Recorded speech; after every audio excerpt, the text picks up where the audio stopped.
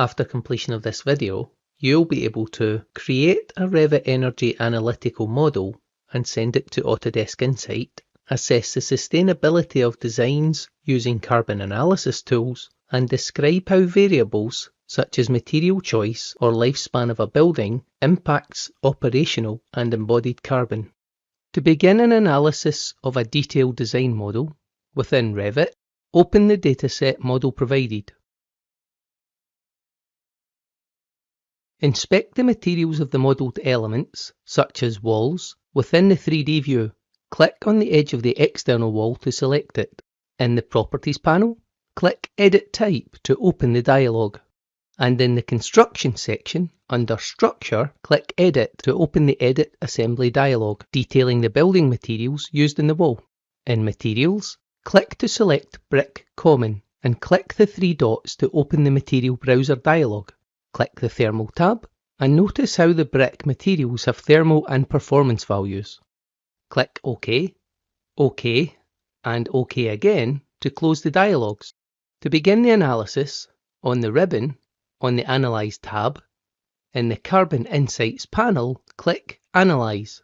When prompted, click Create the Energy Analytical Model and continue to run the analysis.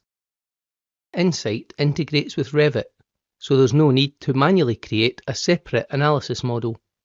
Revit automatically uses the modelled elements you and your team have designed, taking information from the surfaces, the volumes and materials used to automatically create the energy analytical model.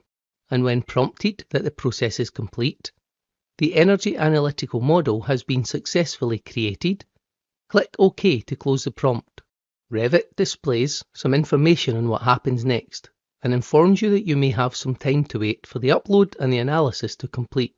Click Continue to accept this, and once complete, Revit displays a prompt informing you that a base run analysis is generating in the cloud, and to see this, click View Analysis. You will see a default dashboard displaying real-time feedback for the carbon impacts of design decisions.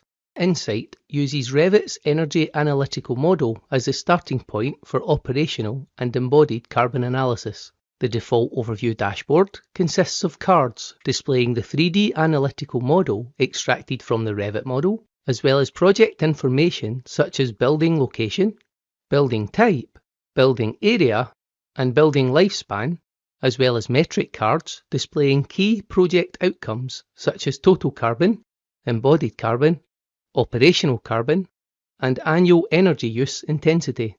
Insights help you measure, visualize, and compare the interrelated effects of integrated building systems, including building form, orientation, envelope design, internal loads, such as heating and cooling systems, material types and quantities, renewable energy offsets, and energy costs, and so on. You can change the units from metric to imperial by clicking Settings at the top of the screen and selecting the units you prefer. You can also create new dashboards that focus more towards your project-specific goals and outcomes, such as adding calculations for offset carbon. For now, hovering your mouse over total carbon reveals a breakdown of what makes up the total carbon for this project. Hovering over the metrics in the embodied carbon, operational carbon, and the annual energy use intensity cards, you can see a breakdown of the different parts of the building, such as electricity and gas use, as well as how that's divided between lighting, heating, cooling, and other equipment, informing you where the largest reductions could be made in changing the design.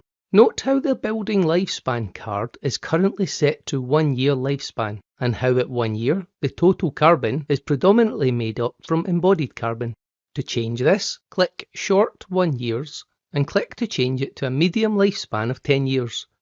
Notice how the building operation for 10 years generates more carbon equivalent, and it now far outweighs embodied carbon. And clicking again to change the lifespan to 20 years, the total carbon jumps up, now with the vast majority of that being from the building operation. This metric communicates just how large of an impact running the building over 20 years will have on total carbon.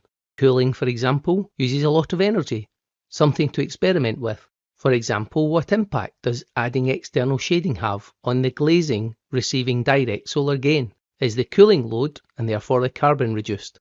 While editing the materials can have an impact of embodied carbon, possibly less glazing and better design may reduce energy use over the 20 years through better performing and better resistance to heat gain or loss. To better understand where the embodied carbon is going, at the top of the screen, click to select Embodied Carbon Details and notice the view is set to Construction. You can click on the various elements, such as external and internal walls, and the total embodied carbon is displayed on the right. Elements such as ground floor slab account for over 30% of the total embodied carbon for this project. Changing this construction type may have a benefit and reduce this to meet your carbon goals for the project. Roofs account for 11%. Exterior walls account for almost 13%. Windows, doors, and glazed curtain walls account for almost 16% of embodied carbon. These totals are extracted from the modelled elements in the Revit model, including the quantities and the materials. At the top of the screen, click to change the graph to total embodied carbon by construction to see this presented as a bar chart. Slide the scroll bar to the right to see that the floor is, as expected, the largest contributor to this. However, it is broken up into more detail here to show that concrete is the largest contributing factor to this floor. If the slab is still selected, in the construction summary, click Slab Edge Uninsulated to deselect it. Changing the metric again, this time to show materials, you will see that concrete in all of the different modelled elements accounts for 25% of the total embodied carbon. And changing the metric again to display intensity by area, you can see that the slab edge is the element that could have the biggest impact. To see what is happening in the background, automatically driving the analysis, at the top of the screen, click Manage Metrics. Here you will see the calculations and formulas behind the analysis, such as annual operation carbon, fossil fuel. You will see the formula for total carbon, which is a relatively simple formula.